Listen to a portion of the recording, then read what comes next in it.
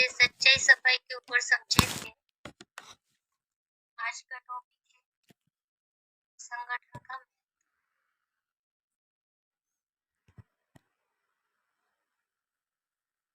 संगठन के लिए बाबा ने कहा है,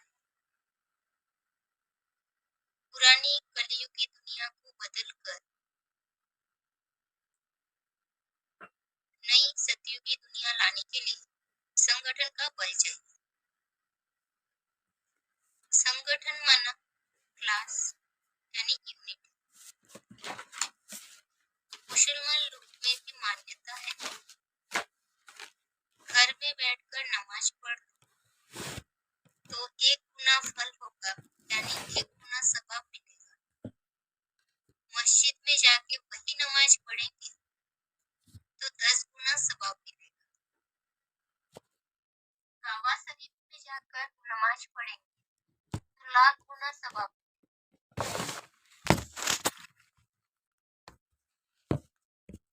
तो एडवांस में संगठन क्लासेस या तो वैलिड गीता पाठशालाओं में या तो मधुबनों में रखे जाते हैं।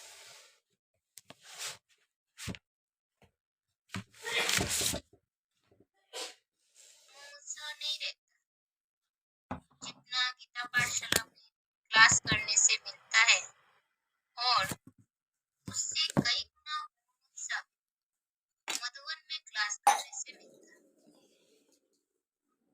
नई नई बातों का पता चलता है, इसलिए कम से कम हफ्ते 2 हफ्ते या महीने महीने में मधुबन में एक संगठन क्लास करना अच्छा है। अगर मधुबन नजदीक नहीं है तो गीता पाठशाला में कोशिश करके जाना चाहिए। बांधेली माताओं को भी कोई समय निकालकर नजदीकी गीता पाठशाला या मधुबन में संगठन अटेंड करना अच्छा है।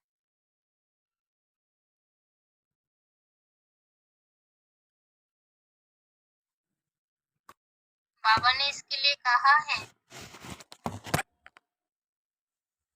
संगठन का किला वही बना सकते हैं जो देहभान को त्यागते हैं।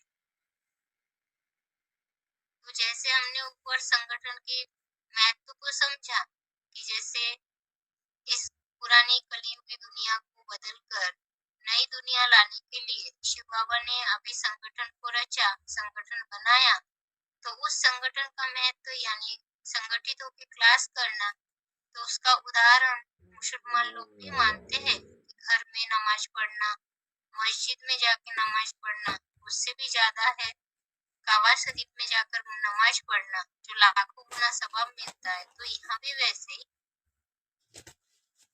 जो मधुबन में या गीता पाठशाला में क्लास संगठित रूप में रखा जाता है, तो उसमें समय निकाल करके संगठन क्लास जरूर अटेंड करना चाहिए।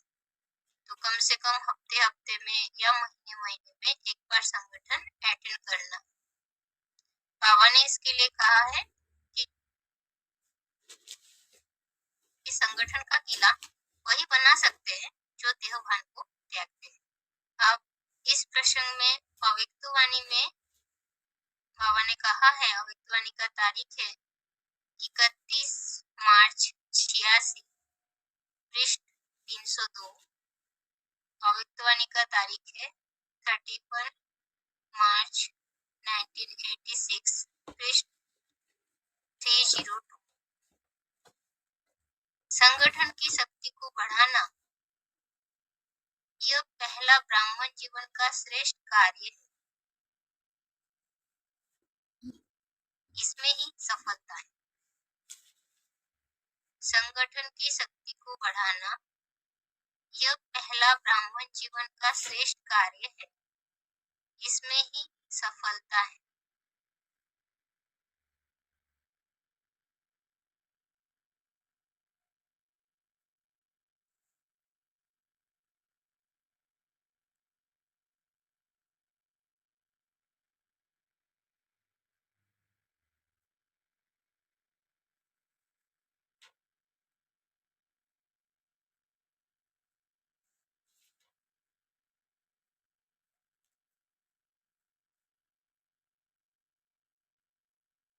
तो ये जो संगठन के लिए बाबा ने कहा है कि पहला ब्राह्मण जीवन का श्रेष्ठ कार्य है, तो सभी का लक्ष्य ये होना है कि उस संगठन को बढ़ाना, यानी उस संगठन में जुड़े रहे। ये हम ब्राह्मण जीवन का सबसे पहला कर्तव्य है और श्रेष्ठ कर्तव्य है। अब इस संगठन क्लास के बारे में बाबा ने वार्तालाप में कहा है, वार्तालाप नंबर है 897, उसे सुनते हैं।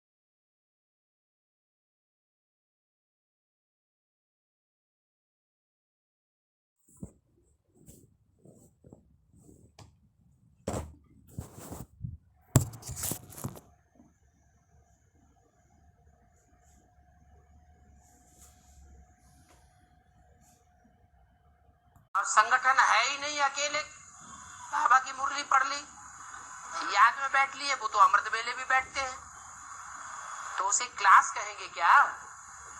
संगठन का बल कहेंगे क्या? संगठन का बल तो मुसलमानों में है, आज की दुनिया में भी। शास्त्रों में भी कहा है, संगौ शक्ति ही कलौ युगे, कलयुग में सबसे बड़ी शक्ति कौन सी होती है? संगठन की शक्ति। भगवान भी कुछ नहीं कर सकता। क्या अकेला चना पहाड़ नहीं फोड़ेगा? संगठन की ताकत काम करेगी। मुसलमान लोगों में ये भी मान्यता है कि घर में नमाज पढ़ लो तो 1 गुना फल होगा, 1 गुना सवाब मिलेगा। मस्जिद में जाके कोई नमाज पढ़ेंगे तो 10 गुना सवाब मिलेगा। जामा मस्जिद में जाके पढ़ेंगे तो 100 गुना सवाब मिलेगा। और अजमेर शरीफ में जाकर के अगर नमाज पढ़ेंगे तो 1000 गुना सवाब मिलेगा। और काबा शरीफ में जाकर के पढ़ेंगे तो 1,00,000 गुना सवाब मिलेगा। अब ये बात सच्ची है या झूठी है? हैं? कोई कहे झूठी है। अगर झूठी है तो दुनिया की हिस्ट्री उठा के देख लो, 2500 साल की। 2500 साल में कौन सी कौम ऐसी है जिसने सारी दुनिया के ऊपर सबसे ज्यादा लंबे समय तक राज किया है? मुसलमानों ने राज किया है। इस्लाम धर्म का ही बिगड़ा हुआ रूप मुस्लिम धर्म हुआ। मुसलमानों ने जितना राज्य किया है उतना क्रिश्चियंस ने भी नहीं किया। क्रिश्चियंस का राज्य तो अभी दुनिया में 150-200 वर्ष से फैला है। तो कौन सी ताकत उनके अंदर थी और है? ये संगठन की ताकत है। जितना संगठन बड़ा बनाएंगे और संगठन उतना ही बड़ा बनेगा जितनी प्योरिटी होगी। प्योरिटी माने यूनिटी, यूनिटी माने संगठन। नहीं तो अकेले ढपली बजाते रहो, कहीं आवाज पहुंचेगी नहीं, कोई फायदा नहीं होने वाला है। छिटक करके अलग नहीं रहना है। बाप आया है तो बाप के परिवार के साथ रहना है। बाप का ध्यान रखा और बाप के परिवार का ध्यान नहीं रखा, क्या? तो ये बाप की बेइज्जती है। बाप कहते हैं कि मैं आज सनातन देवी देवता धर्म की स्थापना करने आया हूं, तो उस स्थापना में सहयोगी बनना चाहिए। सब आपस में भाई भाई। अगर संस्कार नहीं मिलते हैं तो भी सहन करके संस्कार मिलाना चाहिए। समझ लेना चाहिए जो यहाँ सहन करेगा वो वहां सहन करावेगा जन्म जन्मांतर। जो यहाँ सहन करेगा ईश्वरीय परिवार को बढ़ाने के लिए वो वहां जन्म जन्मांतर सहन करावेगा। कितनी अच्छी बात है। ईश्वर के लिए कितना बड़ा त्याग है।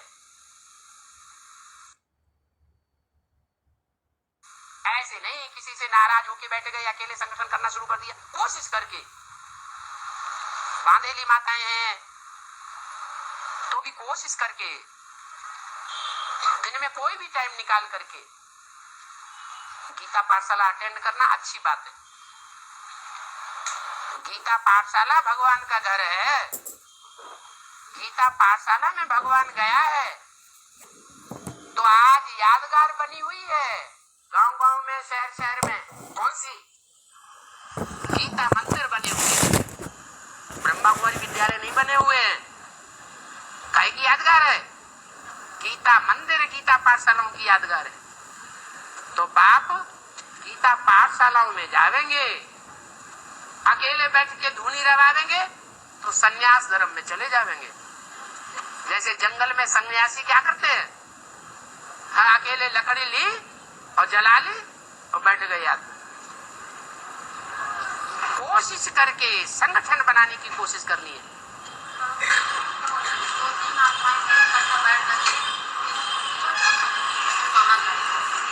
आत्माएं बैठ गई लेकिन वो आत्माएं बाप के बच्चे बनी, ठीक है? जो आत्माएं बैठ गई उन्होंने बच्चा बनी है, बाप का बच्चा बनी है। तो वो बाप के बने हुए बच्चे, आत्मा स्वतंत्र बनी है कि बंधन में है? बाप के बच्चे और बंधन जिंदगी भर के लिए स्वीकार कर लेंगे क्या? कभी स्वीकार नहीं कर सकते। बंधन आज नहीं तो कल तोड़ना ही तोड़ना है। हंस बगुले इकट्ठे नहीं रह सकते। और है हाँ, ऐसा तो कुछ नहीं। जब उनको निश्चय बुद्धि बना ले तब उनकी बट्टी करें। निश्चय बुद्धि बने नहीं है, पुरानी दुनिया से, पुराने ब्राह्मणों की दुनिया से उनका दिल टूटा नहीं है। भाई कोई नए बाप के घर में जन्म लेता है तो जन्म लेने से पहले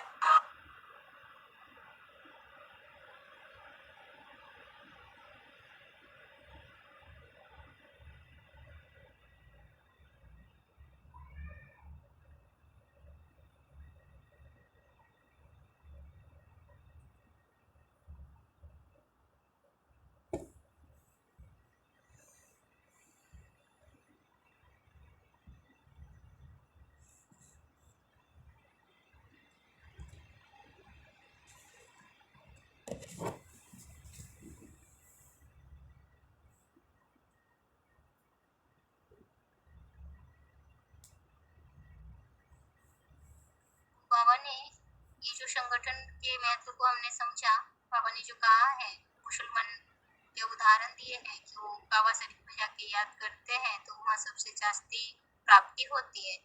तो बाबा ने आगे ये बात बताया है कि कैसे भी करके कोशिश करके हमें संगठन में आना ही है, चाहे वो गीता पाठशाला हो चाहे मधुबन हो।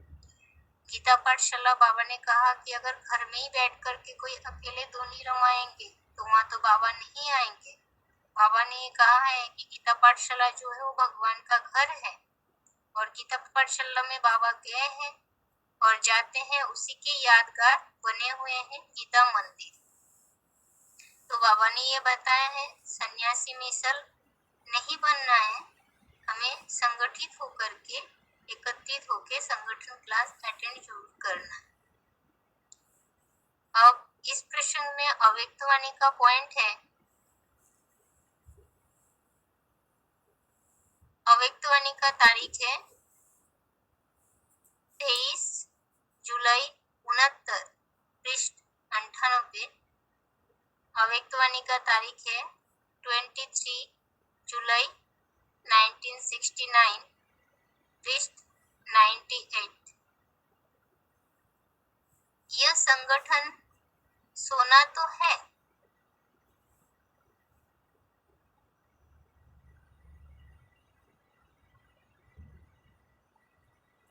यह संगठन सोना तो है, परंतु सोने पर सुहागा लगाया जाता है।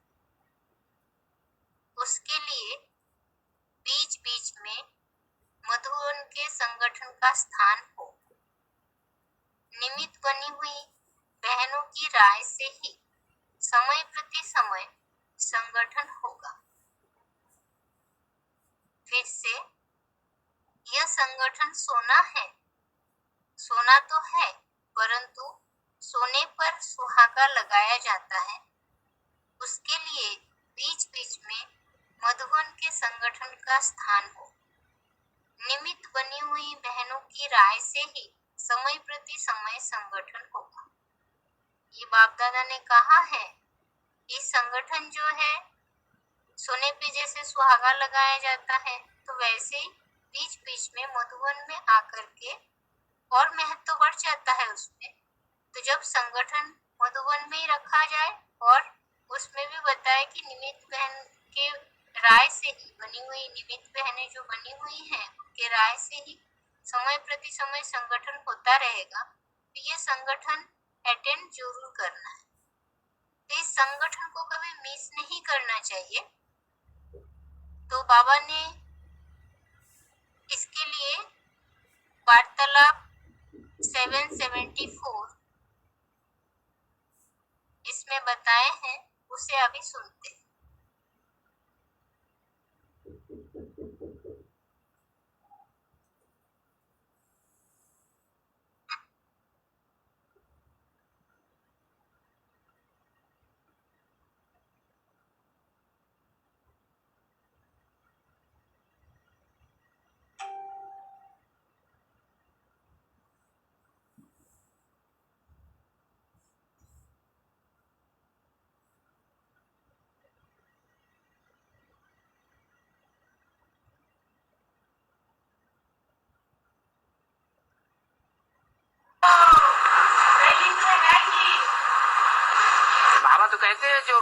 बाबा की मुरली सुनता है तो क्लास अटेंड ही करता है।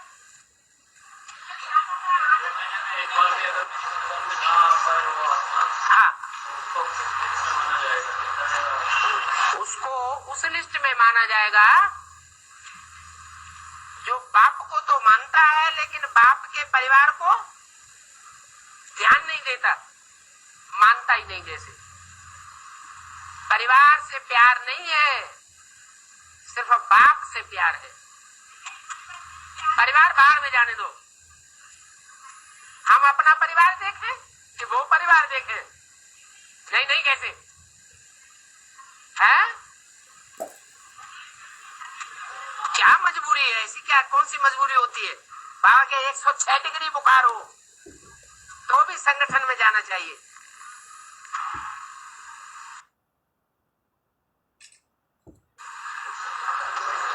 संघौ शक्ति कलौ युगे, युग में संगठन की शक्ति कार्य करती है और ये तो ईश्वरीय संगठन है। मुसलमानों को देखो कितना बड़ा संगठन काबा में इकट्ठा होता है। इतना बड़ा संगठन दुनिया में किसी भी धर्म का नहीं देखने में आता है। इसलिए उन इस्लामियों ने दुनिया के ऊपर लंबे से लंबे समय तक राजाई की।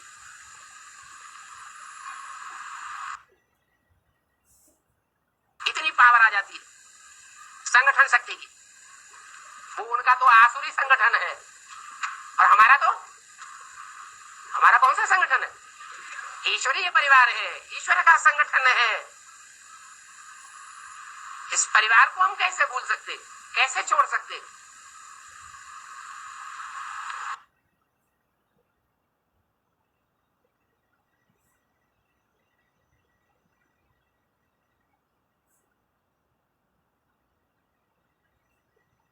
बाबा ने इस क्लास में बताया है कि दुनिया में ऐसे कोई मजबूरी नहीं है जिसके कारण हमें संगठन छोड़ना है। बाबा ने कहा है कि ये ईश्वरीय संगठन है, ईश्वरीय परिवार है, तो इस परिवार से कनेक्शन रखना आवश्यक है। आगे है, कोई सोचते हैं बाबा तो आते ही नहीं, मधुबन में संगठन करो चाहे घर में क्लास करो, कोई अंतर नहीं पड़ता है। कोई तो आपसी खिटपिट के कारण संगठन में आना छोड़ देते हैं, भूल जाते हैं कि संगठन सेफ्टी का साधन है।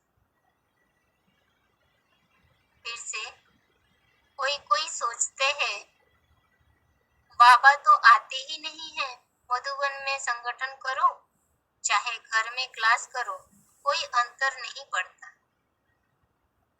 कोई तो आपसी खिटपिट के कारण संगठन में आना छोड़ देते हैं, भूल जाते हैं कि संगठन सेफ्टी का साधन।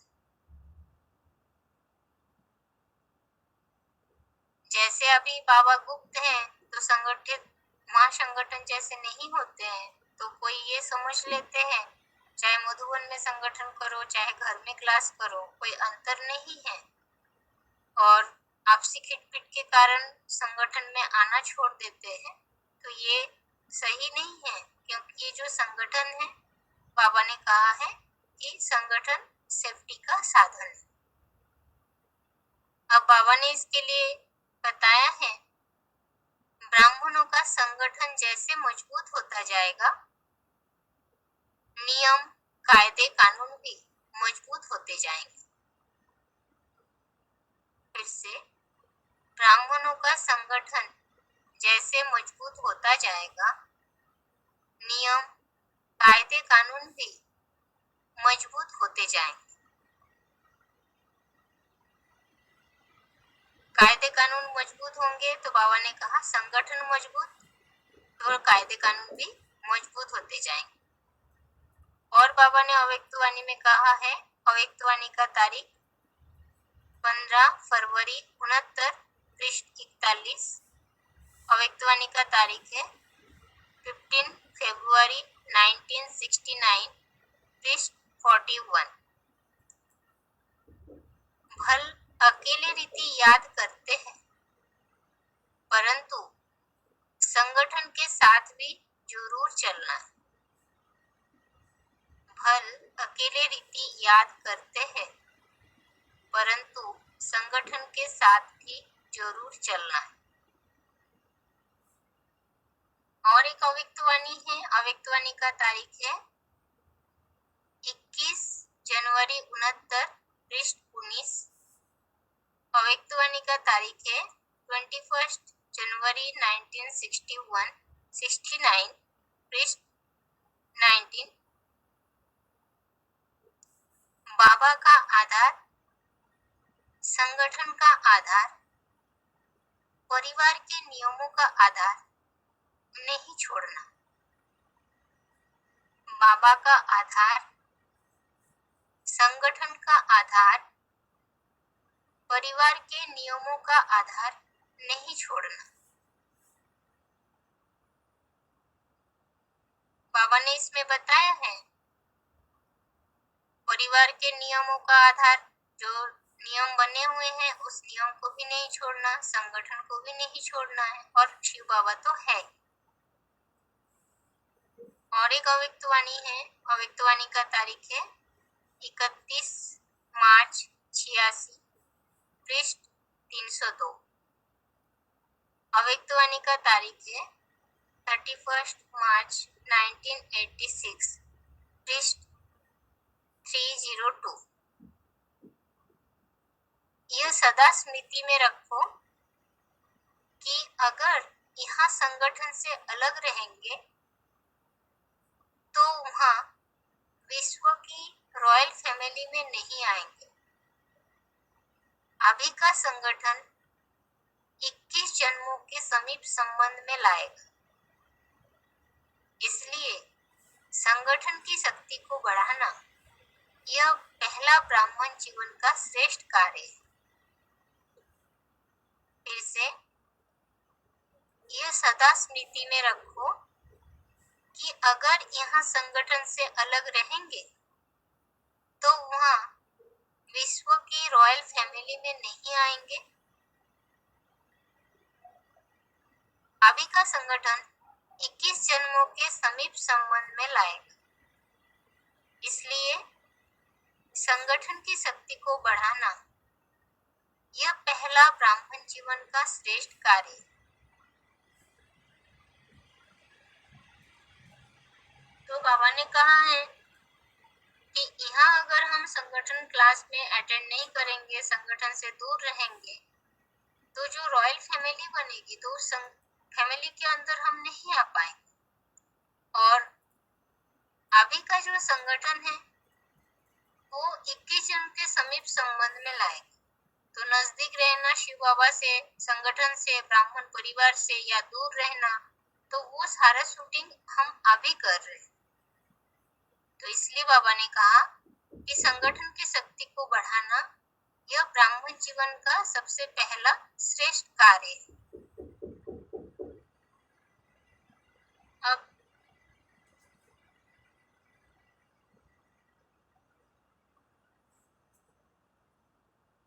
अभी आगे बेसिक कोर्स देखते हैं। आज के लिए संगठन का पॉइंट यहाँ तक, फिर अभी आगे बेसिक कोर्स।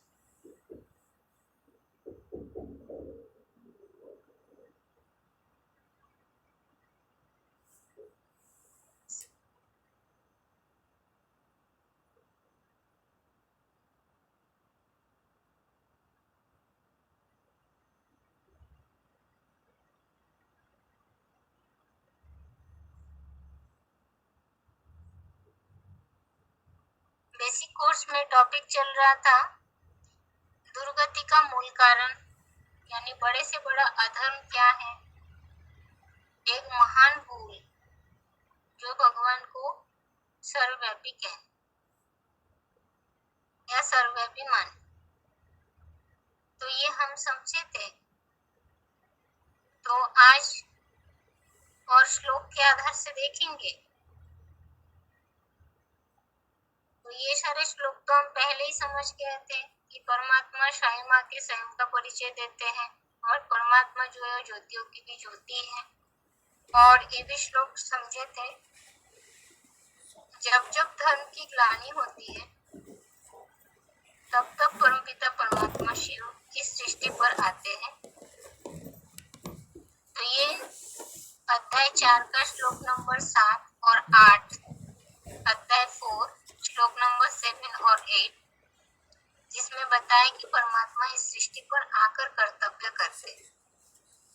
तो इससे साबित हो गया है कि वो इस सृष्टि पर पहले नहीं थे, जरूर कहीं से आया होगा।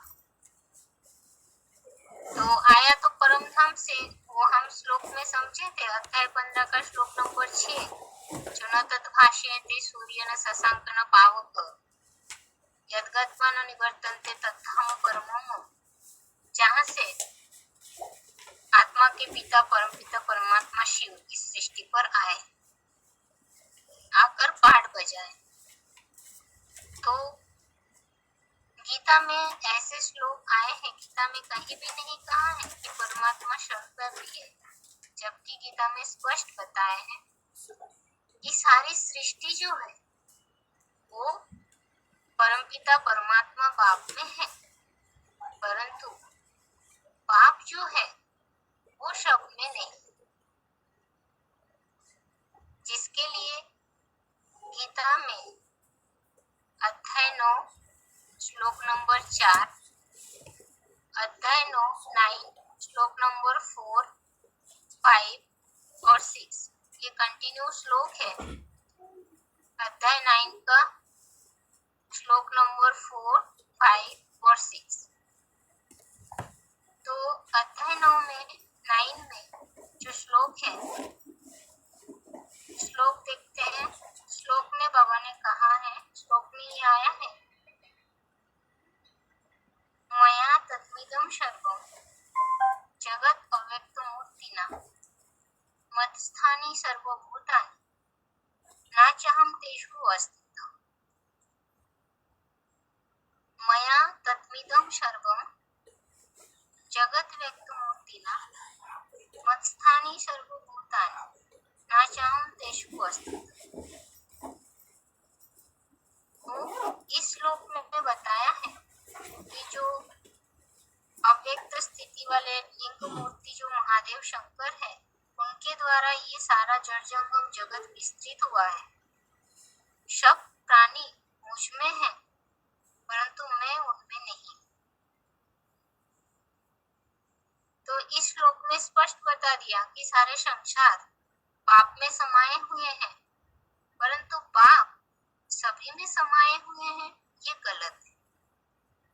उसके साथ साथ जो 9वां अध्याय का 5वां श्लोक, श्लोक नंबर 9, अध्याय 9 श्लोक नंबर 5, उसमें भी यही बात आया है, न च मत्स्थानि भूतानि पश्यमेयो महेश्वरम् भूतवच्चु न च भूतेस्त न च भूतस्त ममात्मा भूत भावन। उसमें भी यही बात बताए हैं कि पंचभूत जो है बाप में है, माने सारे संसार बाप में है, पर सारे प्राणी में जो है बाप नहीं है। उसी प्रसंग में वही है यथाकाश, अगला श्लोक भी वही है, यथाकाश स्थितो नित्यम वायु सर्वत्र वो महान तथा सर्वाणि भूतानि मत्स्थानि इति धारय उपधारय।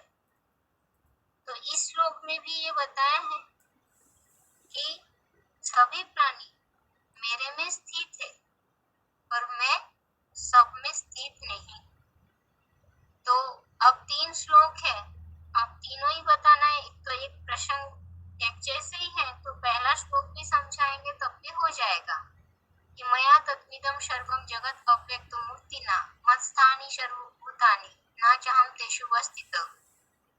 तो न चाहं तेषु स्थितम् मतलब मैं उनमें नहीं हूँ, पर वे प्राणी मुझ में है।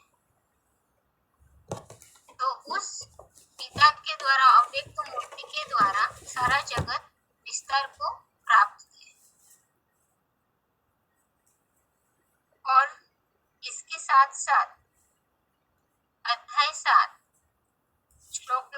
12 अध्याय 7 श्लोक नंबर 12 इसमें भी बताया है एचैव सात्विका भावा राजसा तामसाश्चय मत्तो एविति तान् विद्धि न तु अहं तेषु ते मयि।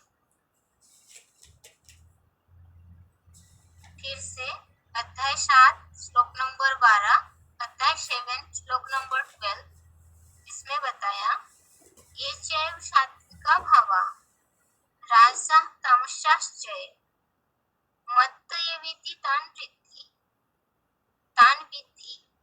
न तहं तेषु ते मयि। तो इसमें भी बताया है कि जो प्राणियों की सात्विक राजसी और तामसी भाव है उनको मेरे से ही है ऐसा जान। वे मेरे में है पर मैं उनमें नहीं, उनमें व्यापक नहीं। तो इस श्लोक से भी ये साबित हो गया कि परमात्मा जो है वो सब में नहीं। अब फिर जब परमात्मा सब में नहीं है तो फिर सर्वव्यापी का ज्ञान कैसे फैला संसार में? तो उसके लिए हम जानते हैं जैसे भगवान को ढूंढा और भगवान मिले नहीं तभी कह दिया शिवो हम। उससे पहले तो भगवान को पहुंचते थे, नेति नेति कहते थे कि भगवान के आदि मध्य अंत का ज्ञान नहीं है। ऋग्वेद में भी आया है कि भगवान को पहले सर्वव्यापी नहीं मानते थे, अब बाद में कह दिया है सर्वव्यापी। तो ये ऐसी कहानी है जैसे वो लमड़ी की कहानी। लमड़ी को अंगूर फल नहीं मिला तो कह दिया अंगूर खट्टा है। वास्तव में अंगूर तो खट्टा नहीं रहा, जो तो अंगूर तक पहुंच नहीं पाए। तो ऐसे ही भगवान को खोजा, भगवान को जान नहीं पाए, पहुंच नहीं पाए भगवान तक, तो कह दिया सर्वव्यापी। अब भगवान जो है वो सर्वव्यापी नहीं है क्योंकि वो तो स्वयं पिता है। अब लौकिक बाप जब सर्वव्यापी नहीं होते तो फिर पारलौकिक बाप जो है वो सर्वव्यापी कैसे हो सकते? पिता जो है वो सर्वशक्तिमान है, सर्वज्ञ है, सबसे ज्यादा इस संसार के शक्तिशाली पुरुष है, सब कुछ जानता है आदि मध्य अंतों को।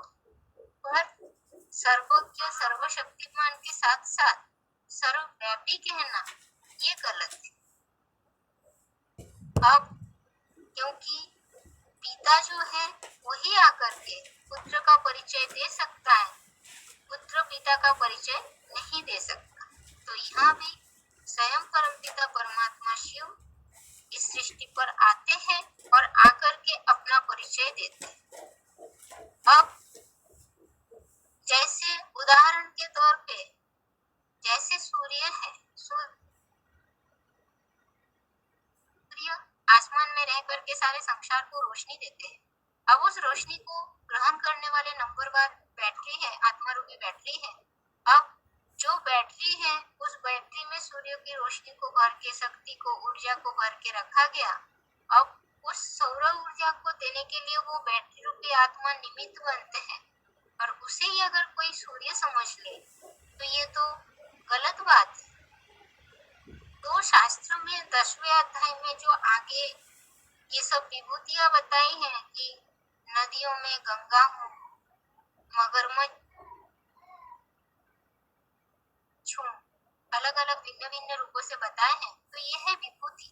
विभूति का अर्थ ही है विशेष रूप में जन्म लेना या प्रत्यक्ष होने की बात, यानी वो परमपिता परमात्मा जब इस सृष्टि पर आते हैं और उनके ज्ञान की रोशनी को नंबरवार पात्र अपने में धारण करते हैं और वो पात्रधारी विशेष रूप में प्रत्यक्ष होते हैं। तो वो परमात्मा के विभूतियां हैं, ना ही कि स्वयं परमपिता परमात्मा शिव है वो। तो ये सर्वव्यापी नहीं है। पर गीता में ये कहा है कि परमात्मा सर्वव्यापी नहीं, पर परमात्मा का जो युगपल रूपी तेज है वो भगवान सर्वव्यापी नहीं, पर याद के रूप में उनके याद की जो शक्ति है वो हर एक आत्मा में अंतिम समय में विराजमान हो। तो याद का युगल रूपी तेज सर्वव्यापी, ना कि परमात्मा स्वयं सर्वव्यापी। इसके लिए गीता में श्लोक आया है,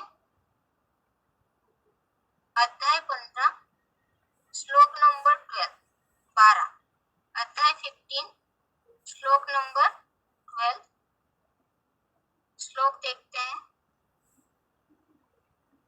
श्लोक है, यदादित्य गतम तेजो जगत भाषयते खिलम यच्चंद्रमसि यच्चाग्नो तत्तेजो विद्धि मामकम्। यदादित्यो गतम तेजो जगत भाषयते खिलम यच्चंद्रमसि यच्चाग्नो तत्तेजो विद्धि मामकम्। जो परमात्मा के जो योगबल रूपी तेज है वो सब में है, व्यापक है। तो वो जो योगबल रूपी तेज या पूरे जगत को संपूर्ण रूप से प्रकाशित करते हैं, शिवा में स्थित तेज, तो वो सब में याद के रूप में प्रकाशित है। सब जैसे अंत समय में उस परमपिता परमात्मा शिव को जान के, पहचान के उन्हें स्मरण करेंगे, याद करेंगे, स्मरण करेंगे, तो उस हिसाब से उस आत्मा के मन बुद्धि में शिवाओं की शक्ति याद के रूप में रहेगी। ऐसे नहीं कि वो परमपिता परमात्मा शिव सब में व्यापक हो जाए।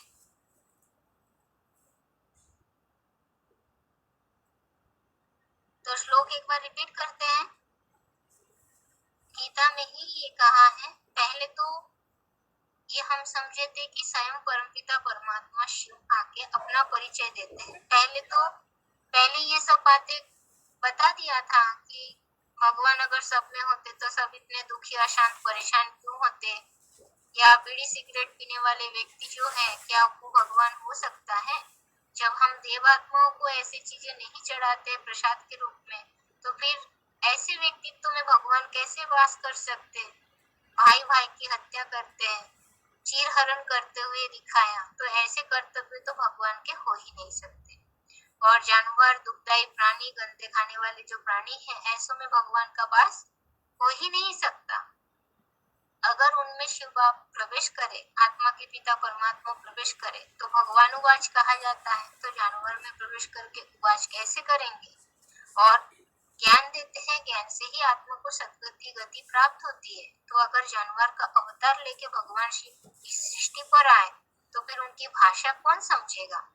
तो लौकिक बाप जैसे सर्वव्यापी नहीं है, तो ये पारलौकिक बाप भी सर्वव्यापी नहीं हो सकते। और अगर सर्वव्यापी होते तो आज सबका पोजीशन यानी मान, मर्तबा, पाठ सबका एक हो जाना चाहिए। ऊंच नीच का भेदभाव ही नहीं रहना चाहिए। और ये जो गाते हैं सबका मालिक एक, अगर सबका मालिक एक है, अगर उस मालिक को हम कहते हैं कि वो सर्वव्यापी है, तो गायन तो फिर सबका मालिक एक ना होकर के सब मालिक हो जाना चाहिए। और अगर सब में भगवान है तो मंदिर में जाके क्यों पूजा करते हैं? अब कहते भी है ऊंचा तेरा धाम, नाम, काम। अब महिमा करने के लिए कह देते हैं, गाते भी है छोड़ भी दे आकाश सिंहासन, इस धरती पर आ जा रे।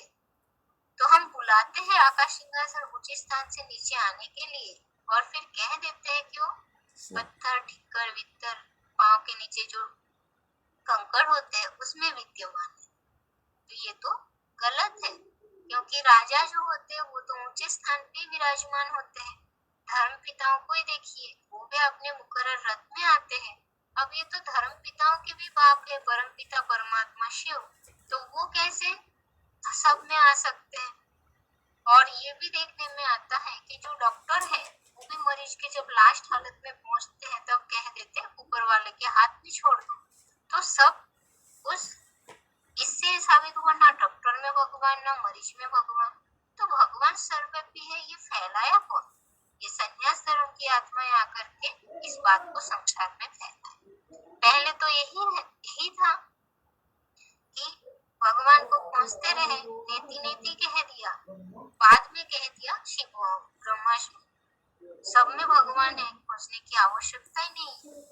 तो गीता में ही कहा है कि जब जब धर्म की ग्लानि होती है तब तब मैं आता हूँ।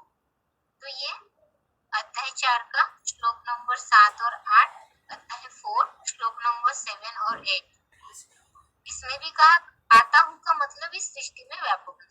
और आत्मा कहाँ से आता है? न तद्भाषयते सूर्य न शशांक न पावक। अध्याय 15 श्लोक नंबर 6, अध्याय 15 श्लोक नंबर 6। अब उसके अलावा भी गीता में ये कहा है कि मया तद्मिदं सर्वं जगत अव्यक्तं मूर्तिना मत्स्थानि सर्वभूतानि न चाहं तेषु अस्तित्वम्। ये अध्याय 9 का श्लोक नंबर 4, 5, 6 कंटिन्यू है। अध्याय 9 श्लोक नंबर 4, 5, 6 और इसके साथ साथ अध्याय 7 का श्लोक नंबर 12, अध्याय 7 श्लोक नंबर 12, उसमें भी श्लोक आया है एचैव सात्विका भावा राजसास्तामसाश्चय मत्ते वेत्ति तान् विद्धि नातहं तेषु बुद्धिं। अब परमात्मा शब्द नहीं है गीता के श्लोक से साबित हो गया। तो फिर ये सर्वव्यापी का गायन गीता में ही आया है कि परमात्मा का युगल रूपी तेज जो है वो सब में व्यापक है, ना कि परमात्मा व्यापक है। इसके लिए श्लोक है अध्याय 15 का श्लोक नंबर 12, अध्याय 15 श्लोक नंबर 12।